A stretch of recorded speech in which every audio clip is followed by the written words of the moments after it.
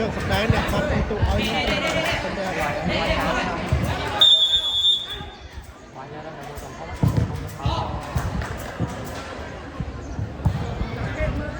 coi cơn sập đáy nè, họ mới cho đi nè má đánh nữa kia nè nó cứ lại tay ok đây slide cho ở đây ai quát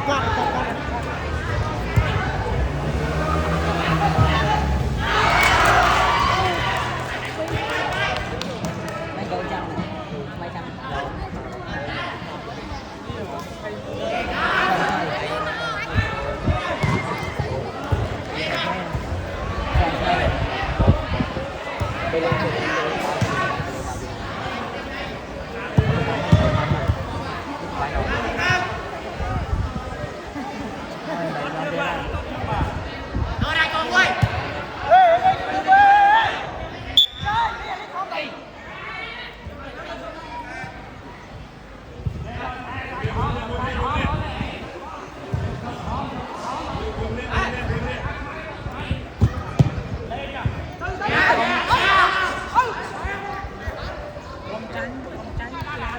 Thật ra nơi cái con đấy còn nó cũng để có là xong rồi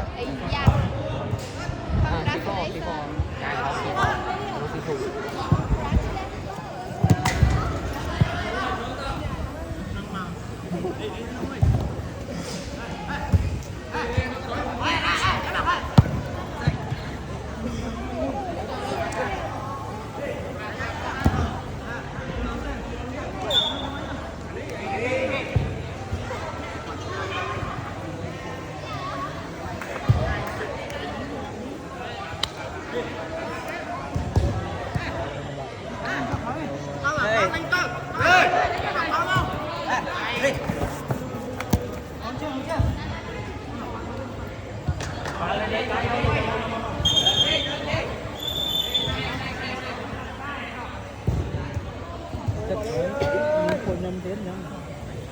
ตีบอลหรือตีคอเองนี่ครับตัวยังแข่งได้ยังไง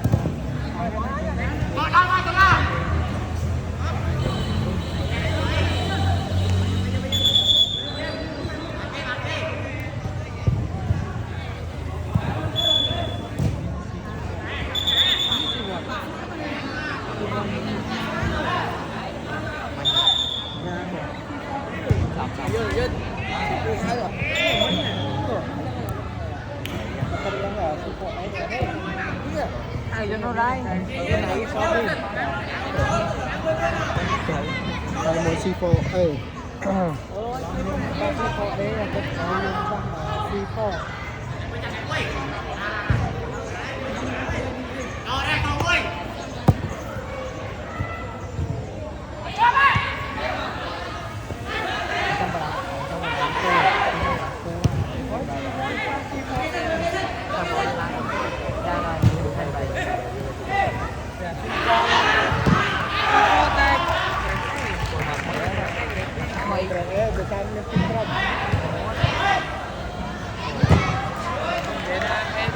sedikit pantulan